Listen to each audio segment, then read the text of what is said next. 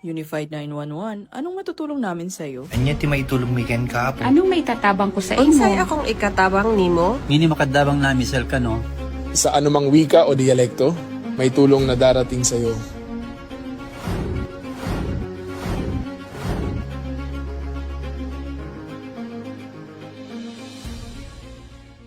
Lilingkod sa bawat Pilipino at magbibigay ng tamang impormasyon para sa tahimik at maayos na Pilipinas. Police News Network, alagad ng batas, tagapagtaguyod ng balitang pulis, sandigan ng mamamayan, patnubay ng katotohanan. La Campo Crame, maghahatid ng pinakahuling kaganapan at nagbabagang balita. Ito ang PNN Police News Network. At ngayon, ang inyong mga tagapagbalita. Magandang araw, bagong Pilipinas. Ako ang inyong alagad ng batas, tagataguyod ng Balitang Pulis. Patrolwoman Rosemia Marquez mula sa Manila Police District, NCRPO. Maghahatid sa inyo ng tamang balita, kwento ng pulis at serbisyo para sa mamamayan. At ito ang PNP News Online, ang pangunahing balita ng Police News Network, alagad ng batas, tagataguyod ng Balitang Pulis.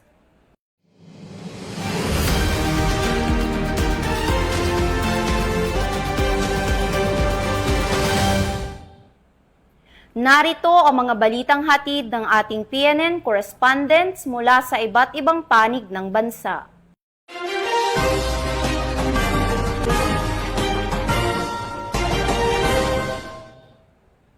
Arestado ng mga operatiba ng Philippine National Police ang isang most wanted person na nahaharap sa kasong illegal possession of firearms sa isinagawang manhunt operation sa bayan ng Nanggilan, La Union.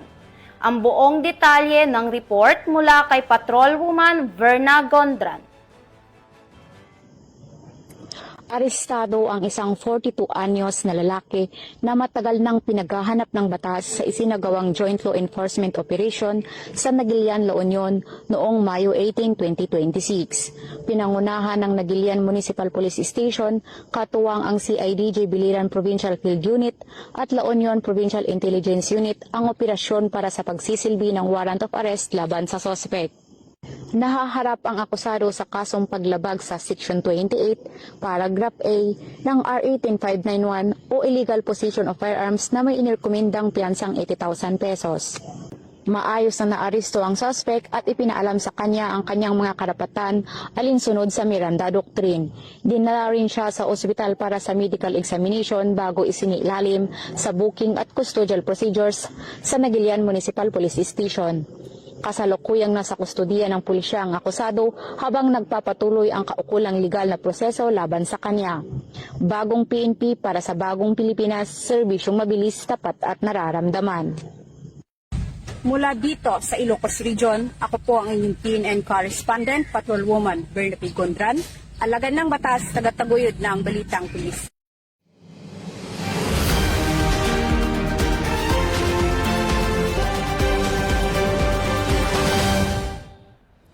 Maraming salamat, Patrolwoman Gondran. Arestado ng mga operatiba ng Regional Mobile Force Battalion 5 ang isang individual matapos mahuling sangkot sa iligal na pagputol ng kahoy sa bayan ng Daraga, Albay. Ibabalita yan ni Police Staff Sergeant Irene Hani Tria Abad. Arestado ang isang individual matapos maaktuhan ng mga otoridad na nagsasagawa ng iligal na pagputol ng puno ng nyog sa Barangay Salvacion, Daraga, Albay nito lamang 19 na araw ng Mayo taong kasalukuyan.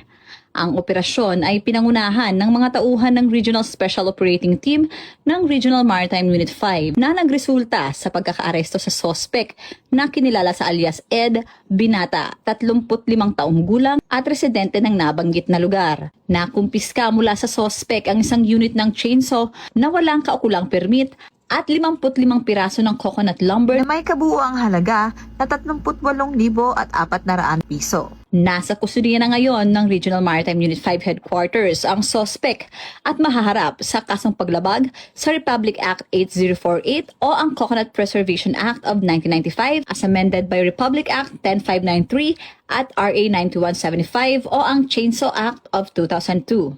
Ang naturang operasyon ay bahagi ng patuloy at mas pinaigting na kampanya ng PNP Maritime Group sa pakikipagtulungan sa Philippine Coconut Authority at Department of Environment and Natural Resources laban sa mga iligal na gawain na sumisira sa kalikasan. Alinsunod sa mantra ng bagong PNP, serbisyong mabilis, tapat at nararamdaman.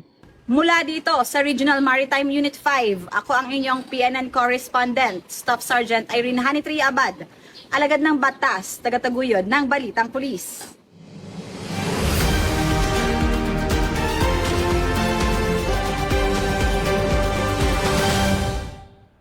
Maraming salamat, Police Staff Sergeant Abad. Nasa tinatayang 340,000 pesos na halaga ng hinihinalang shabu ang nakumpiska ng mga operatiba ng Philippine National Police sa isinagawang Oplan Bulabog sa Cebu City. Yan ang muling ibabalita ni Patrolwoman Flora May Azares. Arestado ang isang lalaki matapos maaktuhan umano sa pag-iingat ng hinihinalang shabu sa isinagawang Untestified Foot Patrol Operation ng mga otoridad sa sitio Puntod, Barangay Mambaling, Cebu City, bandang alas 10:55 ng gabi noong Mayo 19 ng taong kasalukuyan. Kinilala ni Police Captain Arnel S. Ancheta, officer in charge ng Police Station 11 CCPO, ang suspect na si Elias Byrne, 36 anyos, isang high-value individual na residente ng sitio ng Kaavil, Barangay Quiyot Pardo, Cebu City. Ayon sa ulat, nahuli umano sa akto ang suspect sa pamamagitan ng plain view operation na nagresulta sa kanyang pagkakaaresto. Nakumpiska mula suspect ang isang malaking heat-sealed transparent plastic na naglalaman ng hinihinalang shabu. Tinatayang may bigat na 50 gramo ang nakuhang illegal na droga na may standard drug price na umaabot sa 340,000 pesos. Mahaharap ang suspect sa kasong paglabag sa Section 11 ng RA 9165 o ang Comprehensive Dangerous Drugs Act of 2002. Patuloy na isinusulong ng Cebu City PNP ang kanilang mandato na tiyakin ang kaligtasan at seguridad ng mamamayan bilang bahagi ng adhikain ng Philippine National Police, bagong PNP para sa bagong Pilipinas, serbisyong mabilis, tapat at nararamdaman. Mula dito sa Central Visayas, ako inyong Police News Network correspondent, Patrolwoman Flora May Azares, alagad ng batas, tagataguyod ng Balitang Pulis.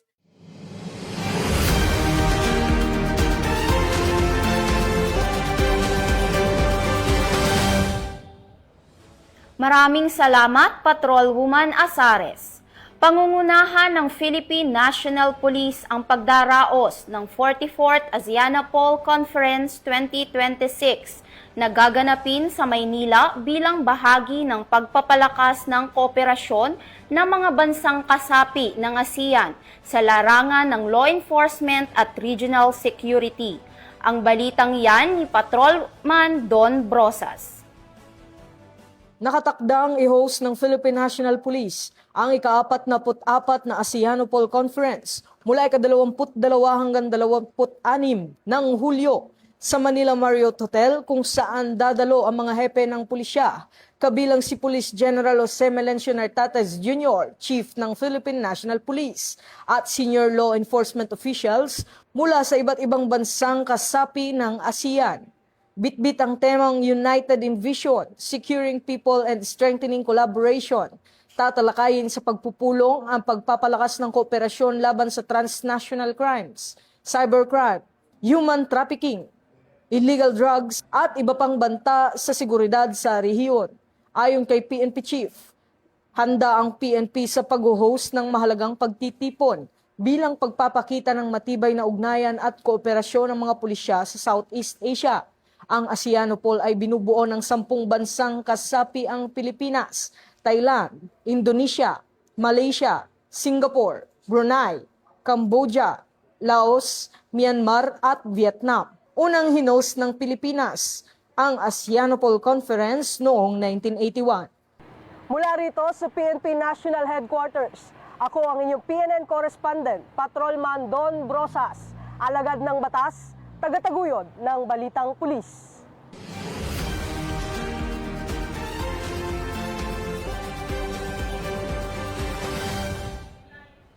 Maraming salamat, Patrolman Brosas.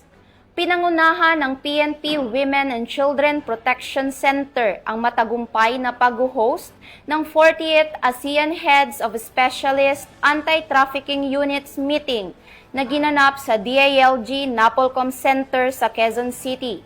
Ibabalita yan ni Patrolwoman Resalie Umalay.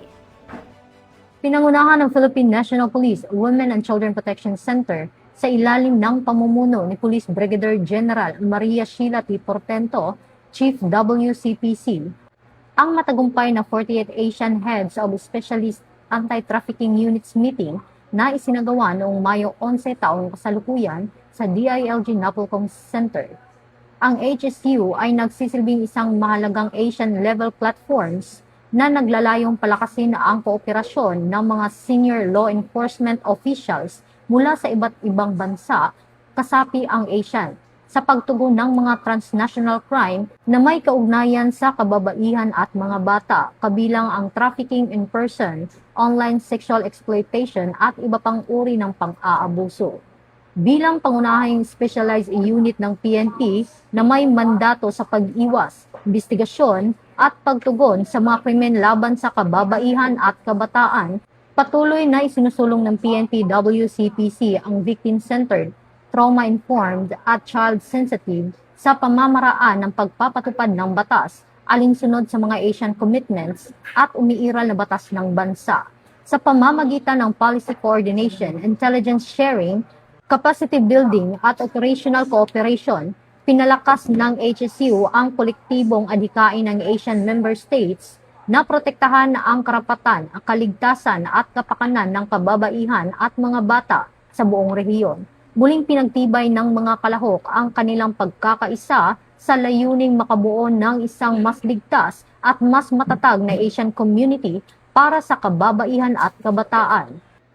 Mula dito sa Campo Crame, ako ang inyong PNN correspondent, Patrolwoman Resalie Umalay, nagbabalita para sa Police News Network, alagad ng batas, tagataguyod ng Balitang Pulis.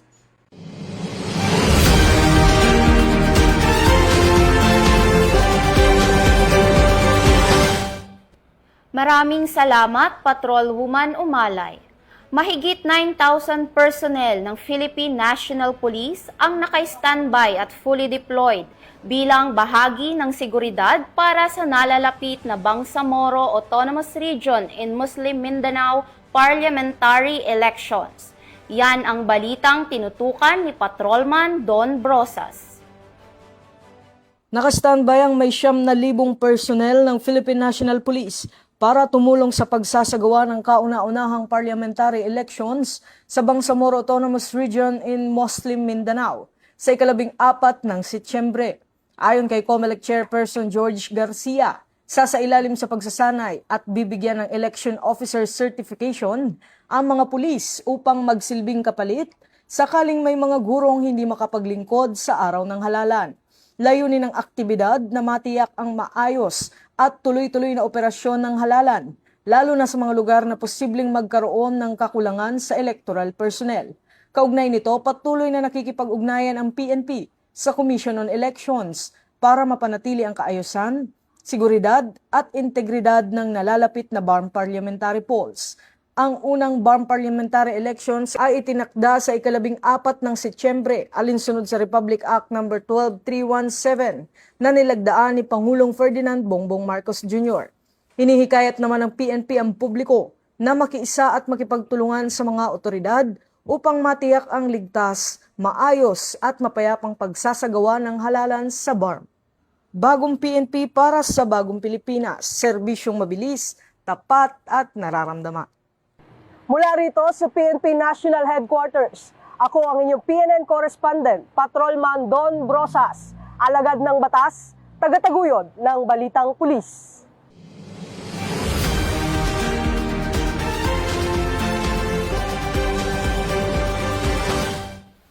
Maraming salamat, Patrolman Brosas.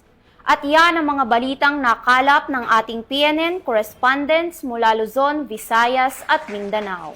Para sa mas malawak at mabilis na ulat ng mga balita, huwag kalimutang mag-like, follow and share sa aming official social media accounts ng Police News Network. Tutok lang sa aming YouTube channel para sa mga live stream at replays at i-follow kami sa X account para sa mga real-time updates at Facebook account ng Police News Network. Manatiling mapagmatsyag at laging alamin ang totoo. Sa ngalan ng pamunuan ng Philippine National Police, sa pangunguna ni Chief PNP Police General Jose Milencio Nartates Jr. at sa pamumuno ni President Ferdinand Bongbong Marcos Jr., kami ay maglilingkod sa bawat Pilipino at magbibigay ng tama at balanseng balita. Mula rito sa tanggapan ng tagapag-ugnay ng pambansang pulisya, ako ang inyong alagad ng batas, tagataguyod ng Balitang Pulis, Patrolwoman Rosemia Marquez mula sa Manila Police District NCRPO. Maghahatid ng tamang balita, kwento ng pulis at serbisyo para sa mamamayan. At ito ang PNP News Online, ang pangunahing balita ng Police News Network. At ito ang bagong PNP para sa bagong Pilipinas, serbisyong mabilis, tapat at nararamdaman.